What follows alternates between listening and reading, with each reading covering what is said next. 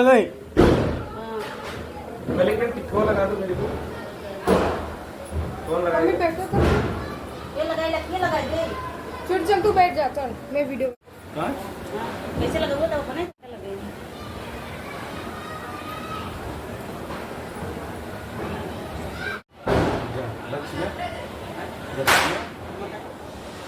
चलो बाद में उधारी के दे। उधारी ना चल बैठो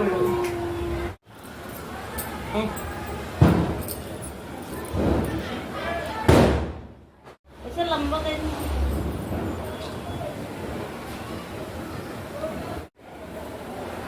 बाल थोड़ा ऊपर करो।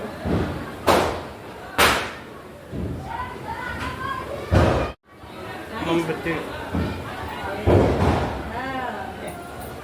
चलो बैठ जाओ। बैठो बैठो गिला गिला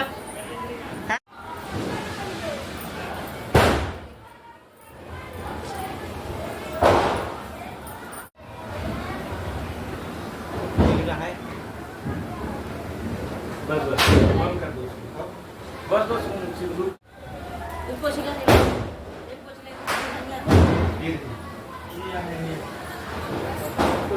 लक्ष्मी के लक्ष्मी का गणेश सबको लगाओ।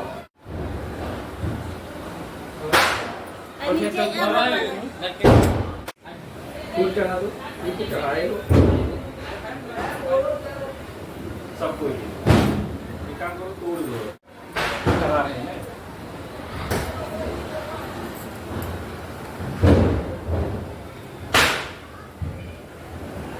दूर हो गया। पकाए है हाँ डाल दो। हाँ ठीक है रख दो नीचे। अब एक काम करो मिठाई चढ़ा दो।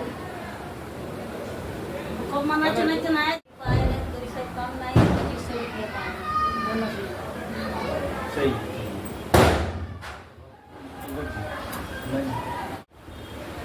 चलो आरती करेंगे कि पूजा करेंगे। कथा चाहते थे क्या सोचें नीचे रख दो।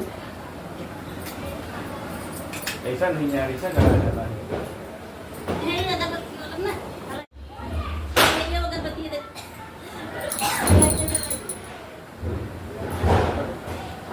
अले हुआ अगरबत्ती सेवितम कुपितम मुखस्तारभक्षणं उमास्तारतं भगवान का नाम लीजिए और पैर छूइए। लो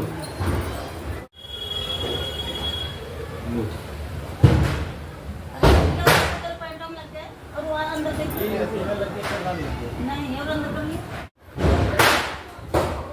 ज्यादा हो जाएगा ना पानी।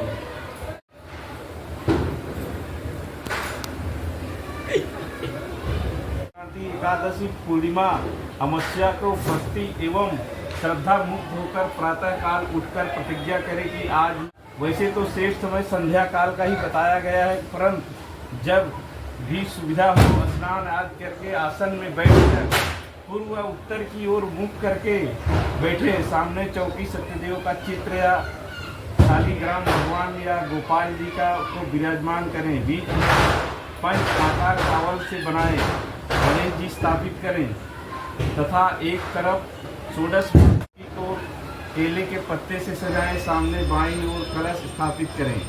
यही दीपक को प्रज्वलित करें और वायु वेग के दीपक बुझे नहीं ऐसी व्यवस्था। तो लगाएगा फिर उसे घुमा के लगाएगा दीपक पूजा करें। पंच आकार को पूजा करके मात्र का पूजन करें। नवग्रह का पूजन करते हुए भगवान सत्यदेव की पूजा करें तथा भगवान का ध्यान करें। यूं हाथ करो।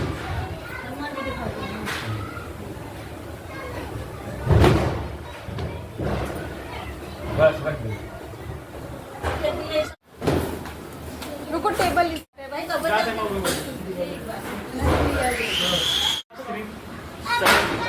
88,000 ऋषियों एकत्र होकर पौराणिक स्मृति के श्रेष्ठ महर्षि किसी व्रत के द्वारा अथवा किसी तप के द्वारा मनोवांछित फल की प्राप्ति होती है, तब उसे एक बार नारद जी दूसरों पर कृपा करने की इच्छा से अनेक लोकों में घूमते हुए मृत लोक में आए थे। इस मृत लोक में मनुष्य अनेक वाले संग चक्र गदा पदम धारक वनमाला भक्तों के कष्टों को दूर करने वाले हैं। इस प्रस्तुति को सुनकर विष्णु नारद जी से बोले, हे नारद, तुम यहाँ क्यों आए हो? तुम्हारे मन में क्या है, तुम मुझे बताओ। नारद जी बोले, मैं सारी कथा आपको सुनाता हूँ प्रभु। मृत लोक के मनुष्य नाना प्रकार के क्लेशों से युक्त हैं। अनेक दुखों को भोगते हुए पाप कष्ट को दूर करने का कोई छोटा सा उपाय है, मैं उसको सुनना चाहता हूँ। भगवान बोले, हे वर सुनो, तुमको लोक हित की कामना से अच्छा प्रश्न किया है। अब मैं तुम्हें एक उपाय बताता हूँ, मुझे विस्तार पूर्वक बताइए, इस व्रत को कब करना चाहिए। श्री भगवान बोले, यह व्रत दुख सुख को मिटाने के लिए, धन धान्य को बढ़ाने वाला, सौभाग्य और संतान को देने वाला, सब जगह विजय कराने वाला, इसके लिए दिन का कोई बंधन नहीं, किसी भी दिन व्रत को किया जा सकता है, लेकिन इसमें शक्ति एवं श्रद्धा की परम आवश्यकता है।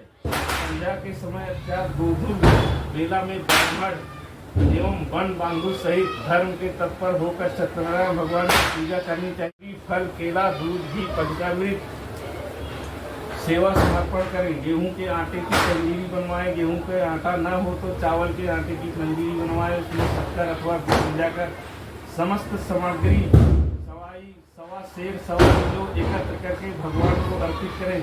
ब्राह्मण को दक्षिणा देकर मनुष्य के साथ भोजन कराएं। स्वयं भक्तिपूर्वक भगवान को प्रसाद दें। नृत्य, गीत, कथा, कीर्तन आदि आयोजन करें। ऐसा करने से मनुष्य को कामना सिद्धि प्राप्त होती है। विशेषकर कलयुग में इसे ज्यादा और कोई उपाय नहीं है। प्रथम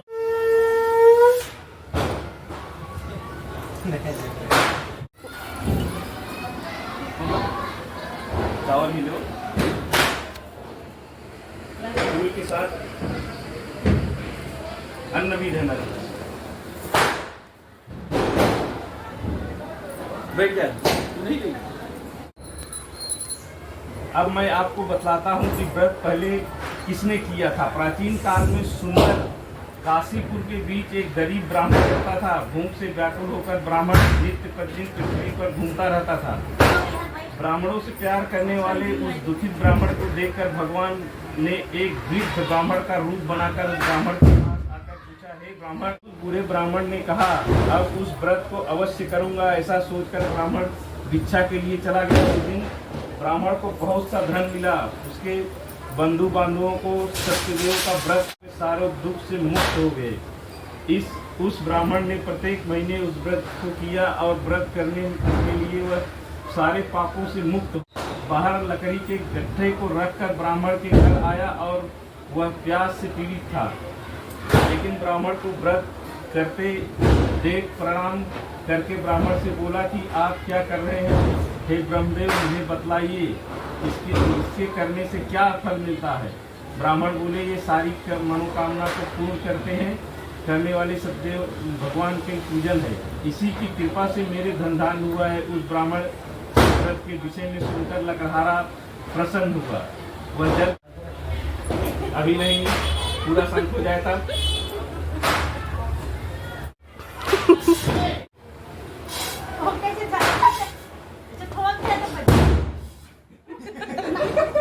भद्रशिला नदी के किनारे एक बार सदैव का व्रत कर रहे थे। इसी बीच एक देने वाला व्रत बताया, मैं भी इस व्रत को करूंगा, मेरे संतान हो जाएगी। एक दिन प्रभु की स्त्री लीलावती पर पति के साथ आनंद पूर्वक स्त्री धर्म का पारायण करते हुए गर्भवती हुई और उसके 10वें महीने में कन्या का जन्म हुआ। कन्या दिन प्रतिदिन शुक्ल पक्ष में चंद्रमा के समान बढ़ने लगी। सेठ जी अपनी पुत्री का नाम कलावती रखे। इसके बाद लीलावती ने प्रेम पूर्वक कहा, हे नाथ, आप निपुण वह वैश्य अपने जमाई के साथ सिद्ध व्यापार के लिए चल दिया। समुद्र के किनारे स्थित समुद्र रत्नासार पुरी मुंबई में जाकर ससुर जमाई सिद्ध व्यापार प्रारंभ करने के उपरांत ये चंद्रकेतु राजा के सुंदर नगर में गए थे। भगवान सत्यनारायण वैश्य लिखा कि राजन उन दोनों को बंदियों को प्रातः काल छोड़ देना, उनका सारा धन दे देना जो तुमने किया है, अन्यथा तेरे राज में धन और पुत्र को नष्ट कर दूंगा। राजा को स्वप्न में ये भगवान अंतर्ध्यान हो गए और प्रातः काल राजा ने सभासदों से स्वप्न की बात बताकर दोनों पुत्र को क्षमा कीजिए, वह स्वयं शोकाकुल हो गए। उस वैश्य पुत्र को विलाप करते देखकर दंडी स्वामी बोले, बार बार मेरी आज्ञा से दुख पाया है, हे भगवान।